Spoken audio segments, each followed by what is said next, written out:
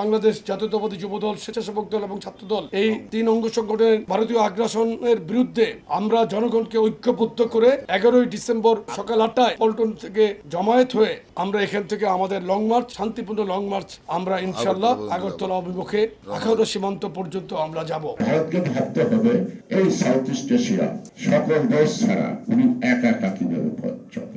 রাজনৈতিক দল নিয়ে চলবে না জনগণ নিয়ে চলবে। সংবাদ পত্র কি করবে কি করবে না, আমাদের ইউটিউবার, সোশ্যাল মিডিয়া এবং ধর্ম বর্ণ নির্বিশেষে সকল রাজনৈতিক দল কিন্তু একত্রিত হয়েছে এবং each and everybody can realise the action of India. এই মুহূর্তে সবাই মনে প্রশ্ন বা যৌক্তিক সময় কারে কয় সব সংস্কার কি ওনারা করতে পারবেন আমার তো মনে হয় না। অতএব আমরা চাই যে ওনারা যেভাবে আগে কথাটা বলছেন যে ডিসেম্বর মাসের মধ্যে সংস্কার প্রস্তাবগুলো আসুক, তারপরে এই সংস্কার নিয়ে একটা সব দলের সাথে ওনারা কথা বলুক, একটা ঐক্যমত্যে পৌঁছাক এবং একটা টাইম ঠিক করে কখন ইলেকশনটা দিবে, তখন দেশে একটা স্থিতিশীলতা। বিগত সরকার আমি বলতেছি একটা গোষ্ঠী দ্বারা পরিচালিত